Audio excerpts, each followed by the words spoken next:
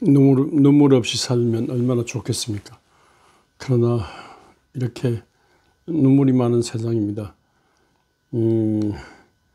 예루살렘 유다가 주전 586년에 로마의 바벨론에 의해서 망할 때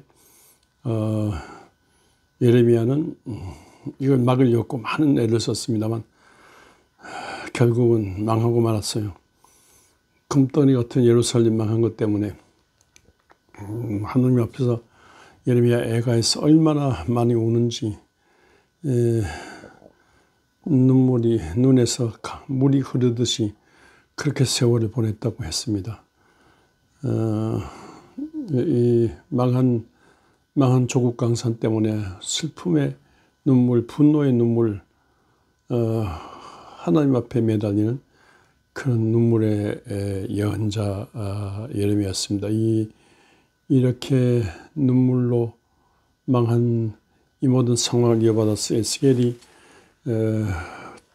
바벨론 땅에 잡혀가서 그발 강가 고난의 민중들 틈에서 부름받아서 에스겔도 눈물을 강조합니다. 회개하며 하나님 앞에 매달리는 그런 눈물을 강조합니다. 그 눈물이 있는 자가 산다고 예레미야 9장에 말했습니다. 이 눈물이 있는 자에게는 하나님께서 임하의 표를 하시고 눈물 없는 자는 그냥 죽는 걸로 그렇게 말하고 있습니다. 그 하나님께서 눈물을 귀하게 보신다 말씀이에요. 회개의 눈물과 이런 멸망의 가정한 모든 일을 이 세상의 어려운 일에다 탄식하는 그 눈물을 하나님께 귀하게 보신다 그 말씀입니다. 그 눈물인 에스겔 9장에서 눈물 있는 자는 살고 눈물 없는 자는 망한다는 겁니다. 특별히 성전은 하나님께 성전에 기도하면서 성전이 눈물 성전이 애통함 회개자와 이 망할 모든 일에 대해서 하나님 앞에서 눈물로 호소한 눈물 있는 자, 성전에서 또 심판하는데 눈물 있는 자를 살리고 눈물 없는 자를 죽이라고 그렇게 말씀하셨습니다. 이 예레미야 에스겔의 이 눈물은 예수 그리스도를 미리 보여주는 그런 눈물입니다. 예수님께서도 십자가 앞두고 예루살렘 입성하셔서 예루살렘 내려다보시면서 예루살렘의 딸들아 예루살렘 내려보시면 내가 너를 암탉이 병아리 품듯이 얼마나 품으였겠느냐 하면서 눈물로 이렇게 탄식하셨습니다. 예수님께서 가난하고 헐벗고 굶주리고 나그네 되고 병들고 감옥에 진 지극히 작은 민중들, 그 민중들과 자기를 동일시하시면서 그들이 목자 없는 양같이 이렇게 유리방황하는 것을 보고 눈물에 가슴을 가지셨습니다. 양들은 방향감이 없습니다. 모든 동수, 곤충까지도 방향감이 있습니다만 양은 방향감각이 없어요. 어디가 동서남북이 몰라요. 목자만 따라다니는데 목자 없으니까 양들이 얼마나 불쌍합니까? 첫 목자가 없으니까 양이 얼마나 불쌍합니까? 첫 목자로 오신 예수님께서 말씀 전하시고 가르치고 병 고치고 귀신 내쫓으시면서 저들을 사랑하시면서 저들을 위로하셨습니다. 그런 중에 십자가 지셨는데 정말로 눈물의 십자가 지신 것이죠. 피범벅되는데 눈물이 가슴속에 끊이지 않게 내리는 그런 십자가 사랑의 눈물이었습니다. 십자가 지시고 골고다 언덕을 오르실 때 막 여신도들이 예루살렘 여신도들이 많이 따라오면서 골고다 언덕을 오르셨습니다. 그러니까 예수님께서 뒤로 돌아보시면서 예루살렘 딸들아 나를 위해 울지 말고 너희와 너희 자녀를 위해 울라고 그렇게 하셨습니다. 그 때문에 그 말씀 듣고 더 많이 울고 따랐습니다. 그런데 예수님께서 그 십자가에 못 박혀 돌아가셨지만 때가 돼서 제3일 부활하셨습니다. 부활해서 이렇게 많은 눈물을 닦아주시고 위로와 용기를 주셨습니다. 성천하시면서 너에게 성령이 임하리 너희가 권능을 받고 예루살렘과 유다와 사마리아 온 땅까지 이르러 내 증인이 되리라 그렇게 말씀하셨습니다.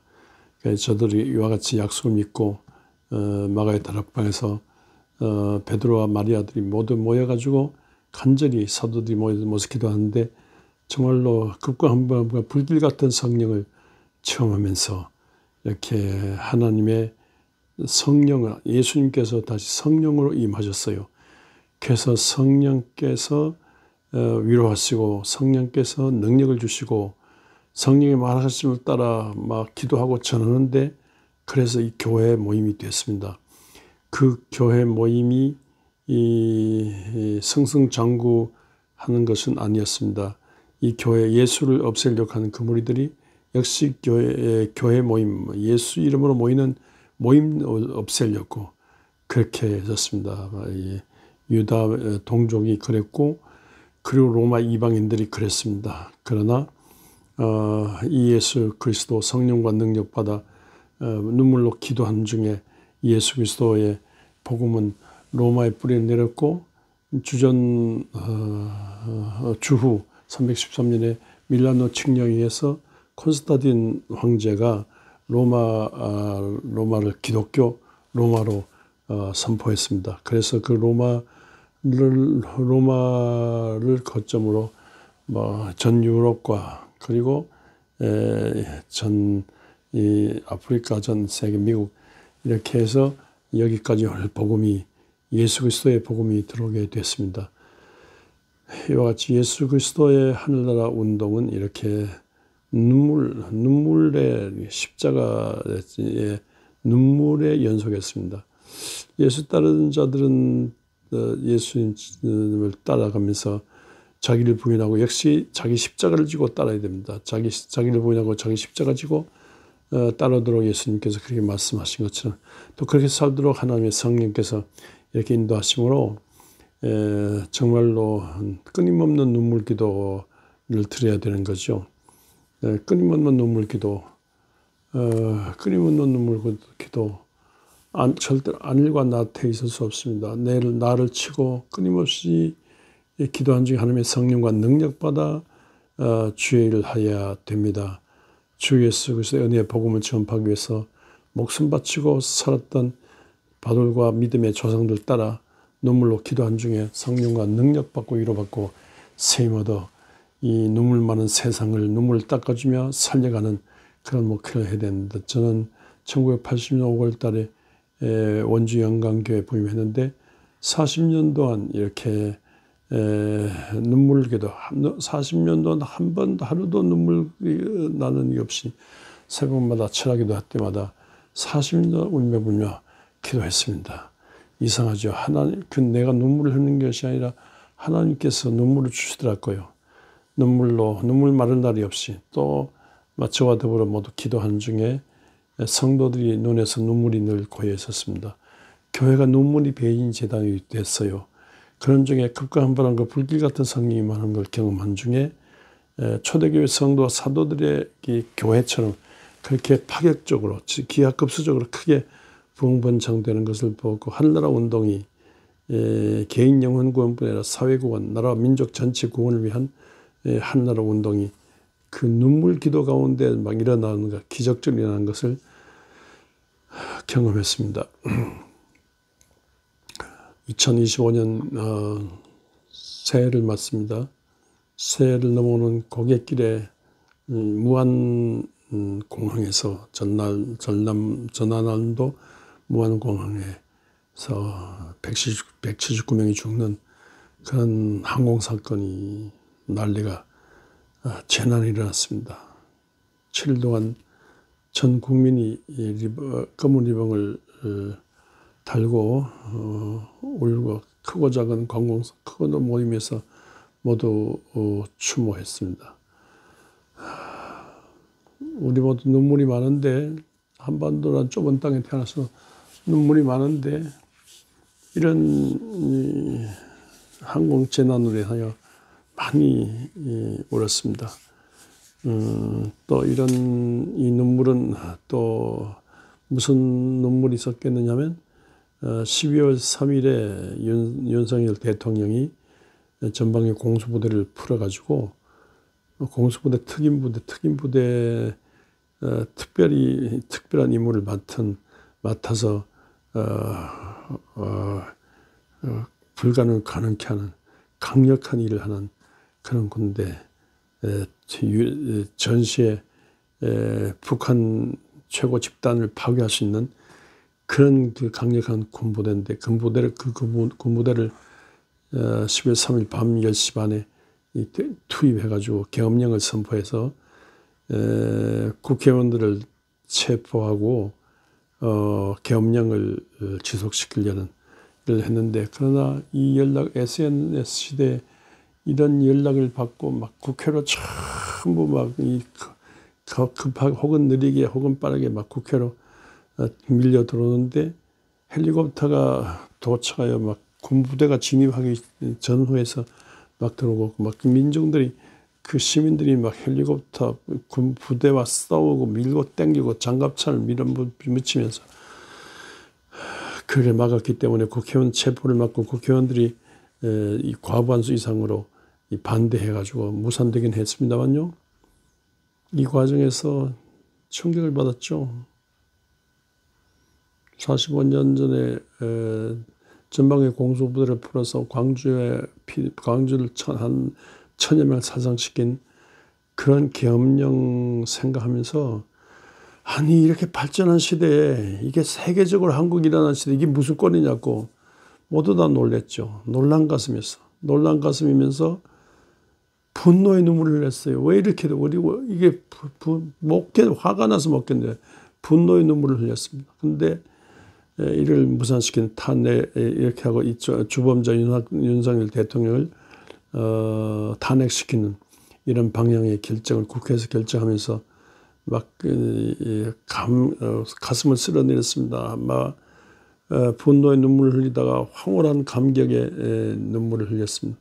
특별히 이 과정에 그 젊은 여성들, 20대에 전후한 유관순의 후예 같은 젊은 여성들이 막 들고 뛰고 춤추고 노래하면서 막 어떻게 하든지 막 축제적인 분위기로, 비폭력 축제적인 분위기로 막 밀어붙여가지고 이렇게 방향 잡는, 바로 잡는 민주 회복력이 강한, 외국에서 판단하기로 민주 회복력이 강한 민족으로 그래 평가받을 정도로 그렇게 막았습니다.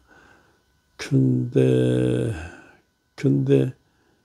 그 탄핵 쪽으로 가도록 그렇게 방향 잡았는데, 그러나 이 탄핵해서 이제 1월달 2025년 1, 2월 안에 이게 이 헌법재판관들이 판결해가지고 완전히 이 내란의 주범자 윤석열을 이제 다 완전히 탄핵시켜서 대통령직에서 물러나고, 새로운 시대, 새로운 정부가 들어서 새로운 시대를 봄 따라 열어야 되는 이 과제를 안고 있습니다. 이 과정에서 화가 나다가도 제 다리 무릎 꿇으면, 새벽마다 제 다리 꿇으면 저는 눈물이 그렇게 나와요. 어떻게 기독교가 불의한 정권에 오용하는가. 하긴 뭐 옛날에 45년 전에 광주항쟁 때도 뭐 광주에 사람 죽인 것은 하나님의 뜻이다, 위대한 지도자다, 전두환 일당에 대해서 만수무강 밀어주고 서로 옆에 설 욕하고 서로 옆에 사진 찍을 욕하고 그런 기독교였습니다만요. 지금도 아니 전 세계가 보는 앞에서 무슨 이런 국회를 파괴하려고 국회의원들을 재판, 이건 말이 아니지 않습니까? 이 상권분립, 정부 자체가 물론이지 하나님이 뭐 교회와 정부와 노동과 이 가정을 통해서 이 세상을 유지하는데, 세상 유지에 하나님께서 세상을 유지하는 이 모든 근본을 파괴하려고 하는 이거 악한 행위지 않습니까? 여기에 대해서 교회가 교회 세력이, 무지한 교회 세력이 편을 들고 지지한다. 말이 안 돼. 이거 분노가 그냥 화가 나다가도 얼마나 눈물이 나는지 몰라요. 언제까지 이렇게, 제가 평생의 나라 민족을 많이 울었는데 언제까지 이 나이에 언제까지 이렇게 울어야 되느냐 할 정도로 제가 콧물을 흘려서 이 코밑이 흘리고 그런 세월을 살고 있습니다. 이런 중에 정말로 눈물로 기도한 중에 하나님의 성령이 임했듯이 눈물로 기도한 중에 하나님의 성령이 임하셔서 성령께서 이 모든 것을 정리하시고 밝은 길로 위로하시고 희망찬 꽃이 피는 봄날에 희망찬 봄날이 오도록 봄날이 오고 우리 하나님의 성령이 임하는 중에 교회들이 다시 재기를 갖고 다시 하나님이 세우신 지도자를 통해서 다시 희망이 가득한 새날이 오기를 기도하고 있습니다. 이런 여기에 대해서 아무런 관심 없는 것보다 성도 여러분, 예레미야의 눈물 생각하면서 에스겔의 눈물 생각하면서 우리 주 예수 그리스도의 눈물을 생각하면서 믿음의 조상들이 험악한 세월 삶에 눈물로 기도한 중에 위로받고 세임받고 성령과 권능 받아가지고 역경과 시련을 극복하고 믿음을 키우고 드디어 결국은 다시 오실 예수 그리스도를 대망하면서 예수 마음에 드는 새로운 이 세계를 이루어가듯이 이런 그 눈물로 간구한 중에 위로받고 희망찬 내기를 열어가는 그런 한국의 보배 같은 성도 되시기를 주의 이름으로 축원합니다.